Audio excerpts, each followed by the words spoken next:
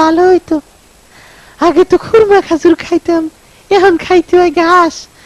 ঘাসটা আসলে পেটে শুট করে না। 6 ঘন্টা বইয়া বিমানে আইছি তো, বসে থাকতে থাকতে পাও গেছে একেবারে জিম দইরা। Left, right, left, right.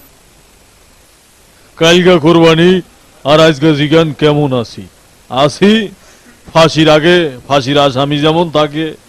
গত 2 মাস আগে আমার মালিক হঠাৎ করে আমারে মোটা তাজাকরণ পদ্ধতিতে মোটা বানান শুরু করলো। ভাবলাম যে রেসলিং খেলাইতে পাঠাইবো কিনা। কিছুদিন পর আবার রং সং দিয়া সাজাইয়া শহরের দিকে নিয়ে আসা শুরু করলো। মনে করলাম ফ্যাশন শু করাইবো কিনা। তারপর আবার দেখলাম গরু ছাগলের বাজারে নিয়ে আসছে। শুরু হইল মানুষের উৎপাত। ইহা কি উৎপাত! একজন দাঁত দেখে আর